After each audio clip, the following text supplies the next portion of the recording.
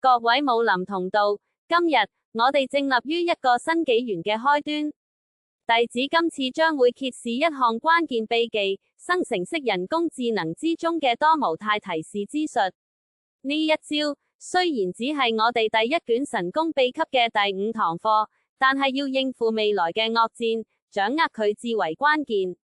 呢卷秘笈睇落淺白，但個中奧義卻係深不可測。細心凝望，凝神聚氣，因為我哋嘅武林征途先啱啱開始咋。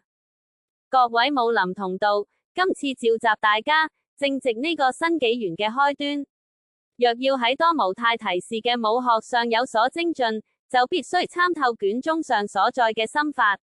在下將引領各位，首先務必洞悉其千變萬化嘅應用之法，繼而深入探究多模態大型語言模型嘅核心奧秘。其後，在下將傾囊相授，演示如何運用呢啲絕學，務求令呢套蓋世絕學徹底融入你哋嘅修為之中，最終助你喺江湖上嘅萬難之中，都能傲然屹立，戰無不勝。各位武林同道，既然我哋已經嚟到呢個新時代嘅開端，我哋要面對嘅第一式心法，就係探討多模態應用嘅無垠天地。呢卷秘笈將會揭示各門絕技匯聚之地，為無上神功奠定堅實嘅根基。喺呢度，我哋會領會點樣將多種力量融為一體，呢真係武學嘅一大革新。各位武林同道，請聽我一言。上一式，我等以窺見多模態應用之浩瀚天地，然則其付諸實戰之道，所隱藏之重重難關，吾輩此刻務須細加辨識。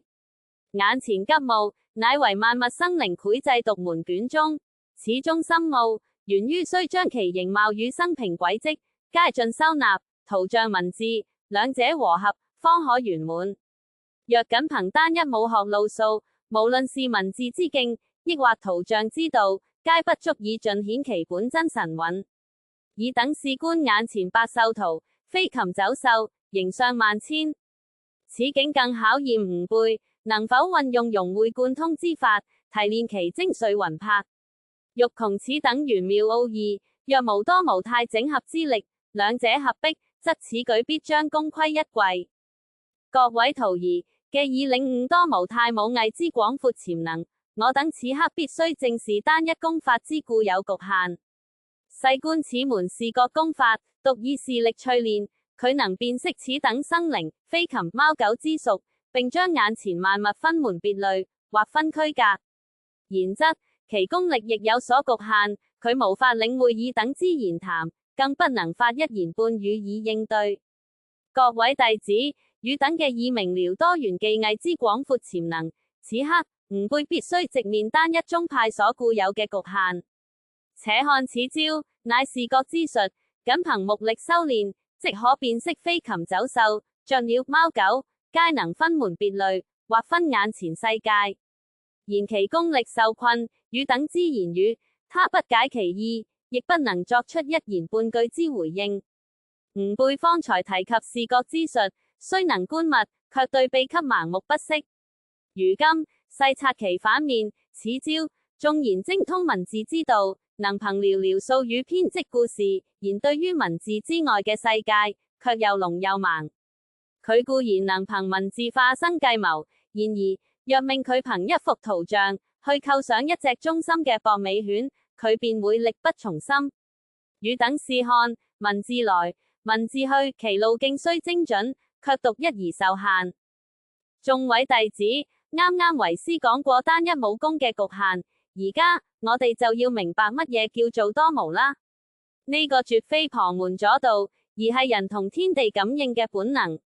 試諗下，江湖高手豈會淨憑一招半式就獨步天下？佢哋眼觀六路，耳聽八方，更能察言觀色，洞悉肢體語言中嘅玄機。唯有融會貫通，方能識破萬象，達到武學嘅巔峰。各位賢徒，憶及吾輩前次講武，我曾闡明單一武學之局限。今日吾等所收集之絕學，已超越單純預測敵手招式之境。無寧說，其所需者乃互動式交鋒之巔峰，臻至精妙絕倫之化境。此所謂 multimodal 之武學，諸位同門，乃習觀六路聽八方之大成。唯有如此融會貫通之領悟，方能令吾等武功臻至巔峰。唯有踐行此道，方能洞悉人性之微妙，盡解江湖中最撲朔迷離之謎團，終能盡顯一代宗師之磅礴氣度。雖此卷軸所在文字或顯簡練，然其中所蘊含之精髓，乃數代宗師心血結晶與畢生智慧之凝聚，字字珠璣，深奧玄妙，萬萬不可輕視。各位弟子，當我哋超越單一武學嘅桎梏，且看影像數據之神威，其精髓乃在於千變萬化，猶如一幅無涯畫卷，匯聚萬千武林秘笈。從遍佈四海捕捉世人每日脈動嘅鏡頭中，流淌出視覺智慧嘅汪洋，其淵博遠超尋常文字記載。此等玄妙之法，實能承載文字之深意，圖表之精妙陣法，聲音之動人脈動，乃至乎動作之精微舞步。各位門下弟子，我等嘅已盡顯圖像數據之視覺秘卷中蘊藏嘅無窮潛力。如今，我等嘅征途將轉向理解之筋骨，文字本身。呢啲強大嘅文字情報，就好似宗師手筆嘅精妙武學秘笈，賦予我等所創嘅技藝，能夠透過歸納撮要，提煉出古老寓言嘅精髓，亦能以翻譯之術，跨越異域之語言隔閡，更能以純粹之洞察力，辨識隱藏嘅真理，並以無懈可擊嘅精準，應對任何挑戰。就讓呢啲卷軸上嘅文字，成為佢深遠影響嘅明證啦，因為個中正蘊藏住適度嘅真諦。各位門下弟子，喺解鎖咗圖像資料呢啲視覺秘笈嘅無窮潛力之後，我哋嘅路途，依家就要轉向領會之核心所在，就係文字本身。呢啲強大嘅文字情報，佢就好似宗師級嘅詳盡武學秘笈一樣，賦予我哋嘅造物能力，去透過歸納提要提煉出古老寓言嘅精髓，喺遙遠之地之間，以翻譯之術搭通語言嘅隔閡，以純粹嘅推敲力洞悉隱藏嘅真理，同埋精準無誤咁回應任何挑戰。呢啲卷軸上嘅文字，就係佢深遠影響嘅最佳證明，因為喺佢哋入面，蘊藏住之嘅真正武道。各位弟子，天地之間，數據形式萬千，影像如行雲流水，聲波如回響震盪，觸感之微妙精準，電信號之原始力量，每種皆為一道門徑。然則，為着今次神聖修煉，吾輩之專注將會集中於卷疊浩繁之文本秘笈，以及深奧廣闊之圖像情報。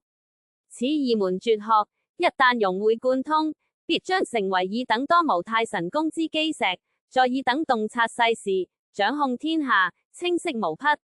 各位門下弟子，以等經已潛心修煉文字古籍，亦細鑒圖像絕學之奧妙，如今我等將邁向更高境界。且看，此乃多無太大型語言模型，乃文字與圖像兩大絕學融會貫通之核心所在。憑藉此等利器，以等將學會融世界與言辭為一體，洞悉世間真諦，達至圓滿無缺之境。各位武林同道，剛才我等已深入探討多無太大型語言模型此等絕學，其融會貫通多種精妙招式。然欲盡得此等神功精髓，必先洞悉其根基所在。而大型語言模型者，正乃文字武學之根基心法也。觀乎此圖，此等模型乃基石模型中之核心精髓，其所學皆源自浩瀚無涯之文字武林秘笈情報。其修煉之法，猶如預判敵手招式，透過勤練細察字詞間之或然規律，方能精準推斷句中遺缺之字。正如諸位眼前所見，能從萬千可能性中洞察其真實意圖，此乃其駕馭語言之深奧秘訣也。各位弟子，以等嘅已掌握大型語言模型於文本之道精髓，今日吾等將攀登一嶄新高峰，多無太大型語言模型。此等絕學，其領悟力已非止步於文字之間，更能融會視覺影片與音訊之洞察。佢哋藉由專門嘅編碼器與轉接器，練就深邃之跨無太能力，從而真正以萬千感官洞察世間萬象。誠如眼前卷軸所清晰昭示，此多模態大型語言模型，僅乃巨型語言模型之參天大樹上，一枝強勁而精妙之旁繫耳。其根基，則深植於所有武道之本源也。各位徒兒，剛才我等深入研習了博大精深嘅多模態大型語言模型，其融會貫通咗多種精妙絕學。然而，欲真正掌握此等絕世神功，必須領悟駕馭其力量嘅心法。故此，便引出咗一門關鍵功法，提示多模態大型語言模型。呢正係我等同呢啲強大實體溝通嘅唯一法門。此非僅僅係言語對談，而係要精心錘煉出精準嘅意圖，猶如宗師戰前佈局一般，以將其浩瀚莫測嘅能力引導至我等所願。個中奧秘，方為真正功力嘅起點。各位弟子，方才我等深入探討了博大精深的多模態大型語言模型，此乃融會多門絕世功法之術。然若欲真正駕馭此等蓋世奇功，更需參透提示之玄妙法門，此乃發揮其無窮威力之關鍵心法。針對文字指令，務必秉持我等意言鍛煉之嚴謹章法。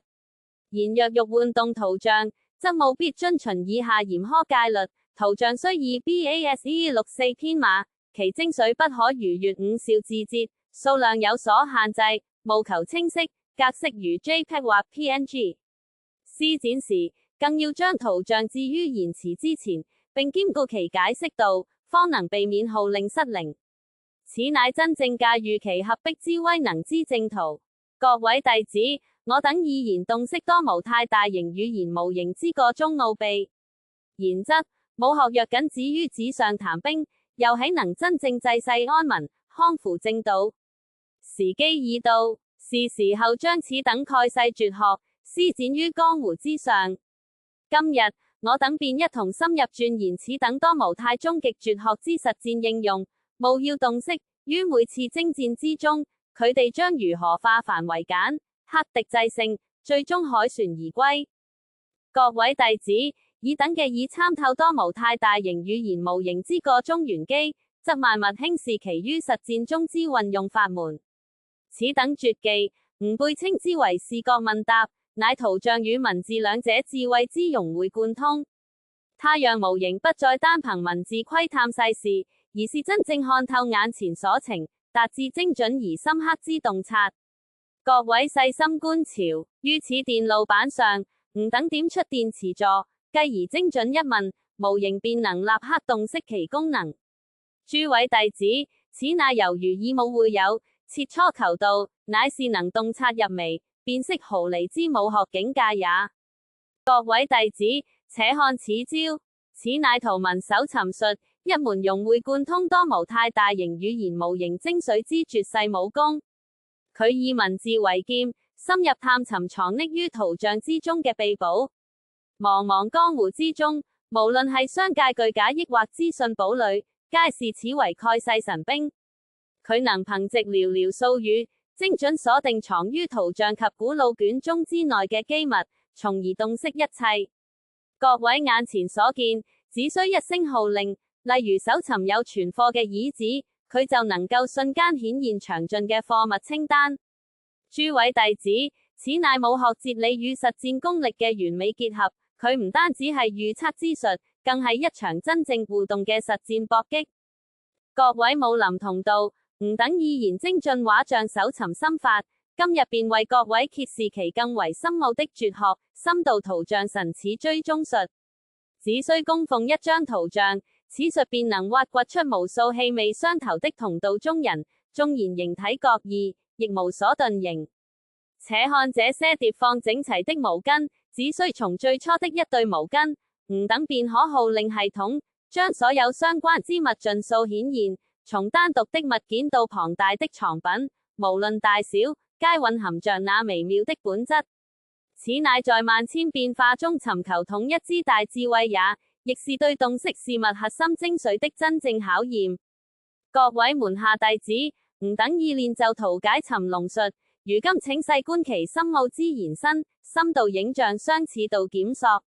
僅憑一圖，此絕學便能召喚無數形意兒神同之同伴。請看這些摺疊整齊之毛巾，由最初一雙吾等號令陣法，揭示所有，無論是單件抑或龐大藏品，皆盡顯其微妙之神韻。此乃於萬象中尋得一統之智慧，盡顯洞察事物本質之功力。可惜吾輩於解釋第21頁之卷軸時，不幸遭遇阻滯，圖像未尋得。若未能成功解釋，此頁心法便無法為眾位展述。然，吾等將繼續推演第22頁。各位門下弟子，吾等已歷經多無太提示之深奧武學，終至掌握圖解尋龍術等絕學，於眾位眼前鑄造創生之真靈。此符號，乃開悟心智與不懈考思之象徵，現呈於眾位之前，標誌着非止於終結，乃為爾等武道之全新啟程。爾等在此艱苦修煉中，專注不移，思緒敏銳，吾深表讚許，並向每位致以最深之謝意。去吧，以智慧與勇氣揮舞此等知識，塑建武林之未來。